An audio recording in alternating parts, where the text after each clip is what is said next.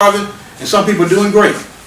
Well, the ones that are starving by design, and the ones that's doing great is doing great because they're taking advantage of the others. And this is what we're talking about. And we got a so-called black president. I know somebody's going to ask them, what about Obama? What is he doing? Is he helping y'all out? we know Obama's in office. He's black. He must be doing something. My goodness. I'm just sure he's doing something. You may be the only one that feels that way. We can get to that, but I'm going to just give you to you like this. He is carrying out the same policies that the white power structure has carried out for the last 30 years. And in some respects, he is doing it on a scale that's worse because his role is to carry out despicable and policies that would cause a rebellion if a white president did it, including Bush. If Bush or even Reagan, he knew his limitations. He knew that there were certain things that he did, the black population would rise up in that place and they'd never get control again. Black protests and what we call in the States, radical progressive protests. That's his role. They say, oh brother, you can't say that about our president. You can't say such a thing as that. I'm just giving it to you like it is. You know, sometimes the truth is, my mother told me a long time ago, the truth is a bitter pill. Swallow it. So we give it to you like that. So with all these jobs and massive poverty and unemployment, here's what happens. You have youth. You have poor community residents willing to take jobs as drug dealers. Then if the government gives you drugs and they say that it's all right to go out and distribute drugs, and we're not exaggerating in any way at all when we tell you that it's a documented fact that the federal government gave crack cocaine to drug dealers on the West Coast and in the North. And this should come as no great surprise because it was the federal government working with the mafia, or gave an open door to the mafia to create the Harlem drug trade, Harlem heroin market. So if you look at this and you understand it and do even a modicum of research in this area, you will see it. And you know, at least 50 books have been written about this, at least 50. I've got some of them myself. So it's not a secret. What it is that, you know, there's a certain, I think, and we've talked about this fascist conditioning process to make people accept the conditions of oppression. You know, when you are knee deep in the muck, somebody can come along and point it out to you, hey, you're in the muck. But if you don't understand that you're there, if you think that this is the way it's supposed to be, you accept it. So you got all these people out of work, don't have jobs, don't have money. You have the federal government specifically taking community development resources out of the black community, out of poor communities, and giving that money over to the rich. And this is what's happening today with this so-called government social money that exists in Social Security for poor folks, old folks like us, and other programs, you know, or government assistance will take it away and give it over to these corporations, or give it over to these rich families, or what have you. They are attempting to create a kind of state, a kind of system, a corporate fascist state. That's what they're attempting to do. So, oh, that's ridiculous, not the United States. Well, let me just tell you this is a country that has a long history of racial terrorism. This is a country that has a long history of slavery. This massive imprisonment is just another form of it. You got 2.3 million people in the prison system and counting. In addition to that, you got hundreds of thousands of young people. When I say young, I'm talking about juveniles. And they're running their facilities like they're penitentiaries. All this stuff about, well, we want to take the juvenile and give them a second chance. They're giving life in prison right now. They are systematically giving young black people life in prison with drug charges, for gang cases, for all of this. They're giving them life every day, every state. They're doing this so that people are growing up in prison. You know, you got young people as young as 15, 16 years old in prison, effectively in maximum security prisons disguised as some so-called facility for the youth. So this thing is touching them. You got maximum security mental hospitals disguised as treatment facilities and all this kind of thing. And if you look at the number of people who are in the prisons and those on parole and what have you, you may be talking about 15 to 20 million people under the control of the state police agencies. And so this is why if you look at this, every state, every government that tries to create an undemocratic regime always resort to certain measures that they can use to justify their activities, to justify it. And mass imprisonment,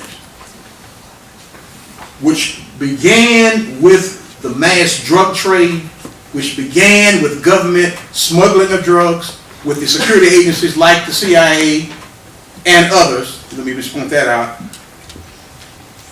That is how we got to where we are now with mass imprisonment. It's a human rights violation.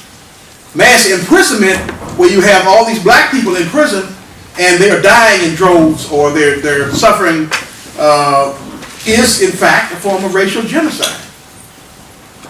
Hope it's nothing I said. But so, you know, we talk about this and we want to put this within real context of what's happening today. You know, because this is the reality of the black community. The community is being subjected to jump out squads, they call them.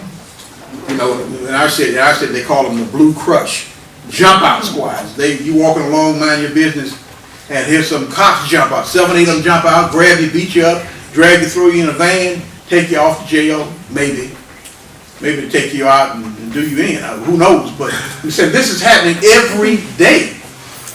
This kind of so-called gang squad, where they can brand anybody a gang banger.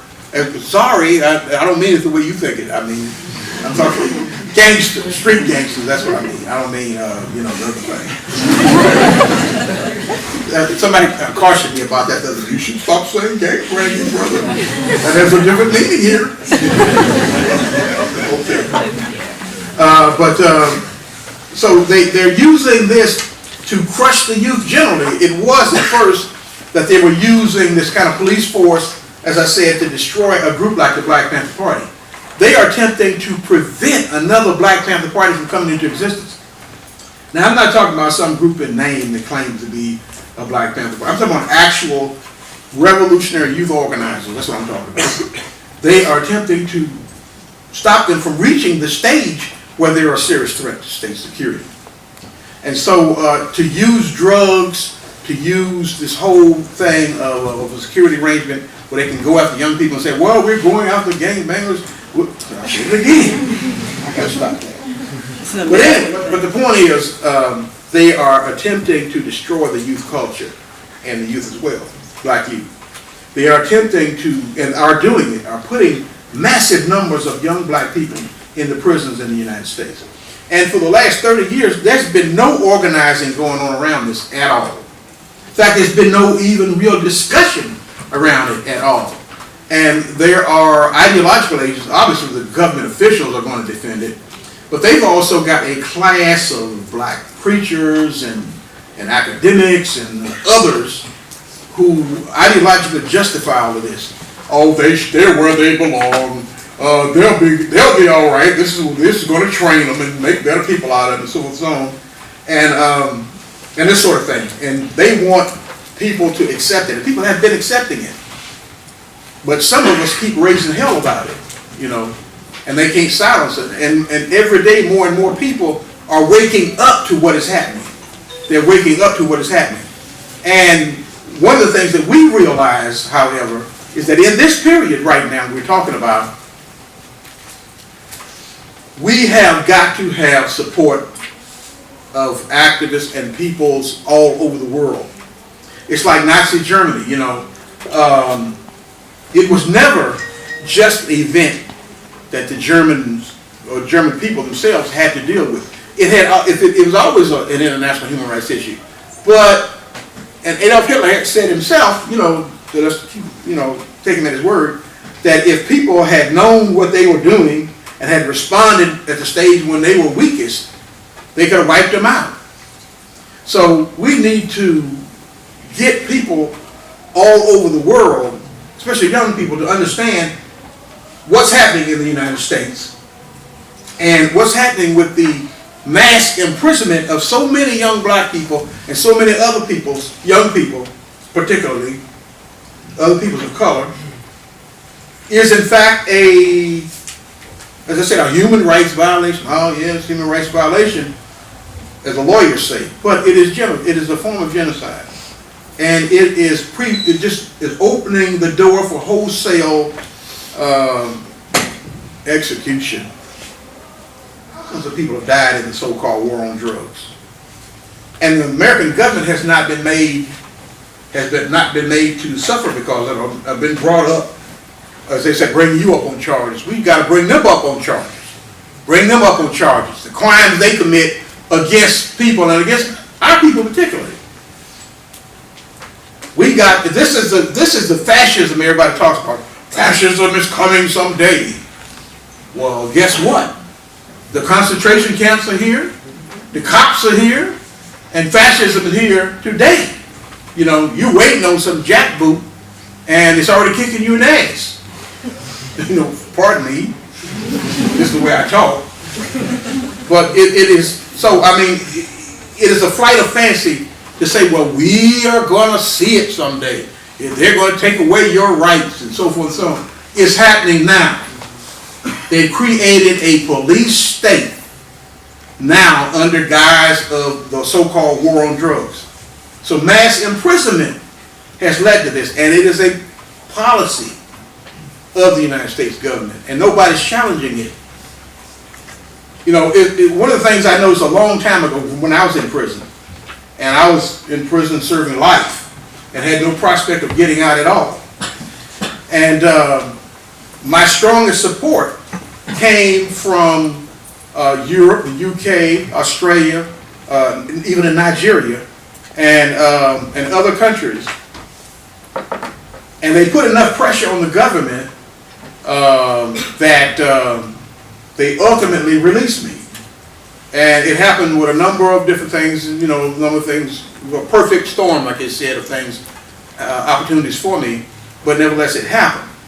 And so I know that a movement, wherever it is in the world, of people who protest the policies of a government like the United States, which we contend is today's version of Nazi Germany. You know, so the world is a democratic nation. They voted in a black president even. Vote for me and I'll set you free. That's what we talk about. It is a farce, a scam, a trick, an artifice, what in the hell else I have to call it. But it is a method of pacifying the masses of people. Like Malcolm X said, when you go to a dentist, they give you Novocaine so you can't feel them drilling in your mouth. You can't feel them pulling your tooth out. So they're pulling out our teeth, in a matter of speaking.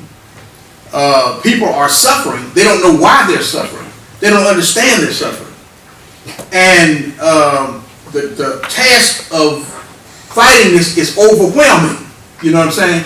But if we do it, if we fight it at a certain stage before it becomes really entrenched, and before even more are killed, and even more are imprisoned, and this is extremely important to understand. This is political imprisonment. This is America's version of political imprisonment. This is a continuation of the program that killed Malcolm X and Martin Luther King and destroyed the Black Panther Party. It's happening now. I mean, they didn't just destroy those movements and call it a day. They then went to the next stage of their program to wipe out any further acts of resistance then or in the future. Tennessee, where Dr. King himself was murdered. And we come to you to tell you